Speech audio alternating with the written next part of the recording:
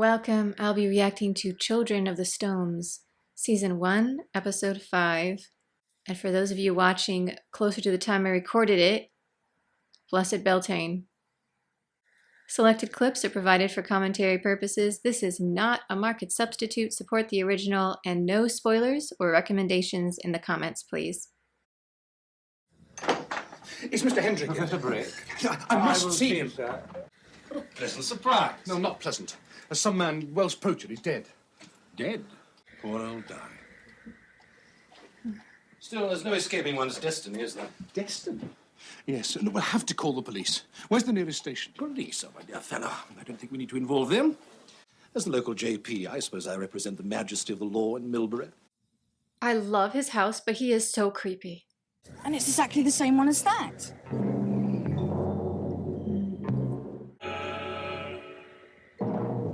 Oh. What? Perhaps this isn't the place. I'm not suggesting anything. Just stating facts.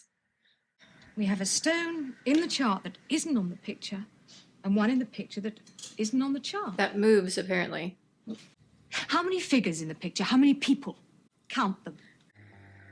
He knows exactly what's going on. That's why he's, like, wandering around smiling. Always looking for rational explanations. Everything's as it should be. As always. Indeed, sir. Oh, they both know. I shall be having another dinner party tonight. The sooner we're all one big happy family, the better. Happy? So it's the ladies first. Precisely. 55 people in the picture. There are 55 people in the village. The amulet found by the barber surgeon's body. It fits. Yeah, he's the barber surgeon, all right. Village. Priest. Mm-hmm. Somebody visiting. You too. A visiting priest, perhaps. Always. In other words, it keeps happening over and over. A guest star. That's what it used to be called in the olden days. What? A supernova. Oh. Matt certainly seems to have the gift. That's what worries me. And the proof, next day, Lyle is happy daying us all. The clay disc in the museum, do you know it? The barber surgeon's amulet. Yes, what connection is there between that and your supernova? None that I know of. Matthew thinks they are. Perceptive and formidable. Uh-huh. Well, this is helping my little priest theory. Ham. Mint jelly. Mayonnaise. Apple crumble. No. Ew. She's going out to dinner tonight. How does she know? Hendrik hadn't even invited us then. Please, don't go. This is an adorable outfit. I love it so much. If what happened to Dr. Lyle happened in the village, then it must have happened at Hendrick's. And I am sure he knows exactly what's going on. Oh, yeah, he does. Does she leave it behind? I borrowed it. Doesn't suit you. To use as a camera. What a clever old you. Indeed. There were others who had to come first. You know what a small village is. One has to observe the protocol. That's ominous. It's just that I need absolute accuracy Why? for my work. How about something to eat? Great. A nice lolly sandwich? Make it a sherbet butty. Oof. Yeah. This is marvelous. I mean, I wouldn't sit there because that's way too dangerous, but this is, fabulous. But it's not so extraordinary when you consider where we are. The center. Sandra, will you sit here? No. You gotta switch up where you're sitting. Wherever he was planning to sit, you sit there. It's probably I shall safe. sit between you. You had them made. The mason carved them in the same style from the same stone. Does he do restoration work? I'm always being asked at the museum. Afraid not. He went out of business ages ago. By ages ago, do you mean like 1,000 years? My children? Don't drink the wine. Don't drink it. Don't drink it. Don't drink anything here. Do not eat anything here. To the happy couple. But don't drink the wine. Just pretend to. Do not actually drink. Egg and chips suit you, Mr. Psychometrist? Fantastic. All quiet on the ley line front? Where's the tomato ketchup? Oh, I'm sorry, sir. It's on its way, sir. A dining room at the top of a house? So I'm assuming they have to chant at a certain time when the planets are in alignment in a certain way. A hymn of celebration. Happiness and peace are the reward of the believer. You make it sound as if the circle were a temple and the table an altar. It is. Fire of speech, breath of knowledge. You need to start chanting something else, anything else. It is time. Get off that chair and start counter-charming. Oh no. Power. White. Brilliant.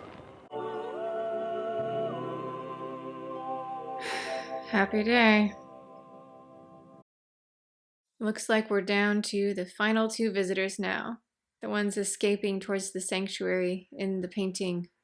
I still think Matthew's going to jump in as the priest, especially after Hendrix was like, he is formidable. And then they were talking about the visiting priest. I love his dining room though. That is absolutely stunning. But super dangerous looking. I would not have sat in that chair. I'd have been like, that's a very interesting table. I'm going to just go to the other room and bring a chair in myself and sit somewhere completely far away from where you said that I should sit. The minute he started chanting, I would have been like mirroring it back and setting every shield I had and just like getting out of there and just setting shields, like layering up on it. Full ice block level, black shadow. And that is the one thing that always bothers me about shows like this is like they're brilliant, but they never have anyone in them that like knows what they're doing. It's always the noobs who are sitting there in the chair like they were told, oh, I'm gonna wait here and just let it happen. That's partly why I really enjoyed Sinners. It's a movie that recently came out where one of the characters is a root worker and they actually portrayed her in a fairly decent way. So when stuff starts going down, she's on it. That ain't your brother. I think my favorite scene was she figures out that it's actually vampires just based on the evidence. And then she walks up and just flings an entire jar of like pickle water at them because it's had garlic in it. And of course they're like, you know, and the other characters are like, oh, whoa, how did you do that? And she's like, it's pickle water, guys. It's not a spell. I literally threw a jar of pickles at them. And that is just such classic root worker, pagan witch stuff. Because, like, we don't do fancy things. You look around at what's around and grab the twig off the ground, grab the cinnamon out of the cupboard. That's what it's really like. I just wish this show had that. That's the one quibble I have.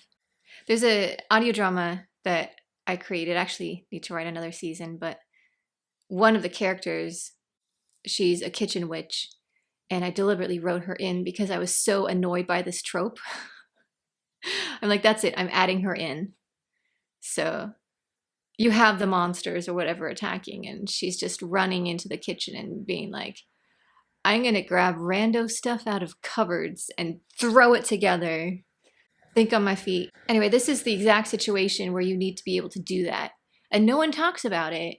Like in the room, when she walked in, she should have clocked every weapon in there. And I don't mean like type weapons. I mean, they knew they were walking into a magical fight. So you look around for magical tools, and you might want to bring a few with you. Like she should have had a few charm bags with her, or at least some red twine. Anyway, it's still a great series.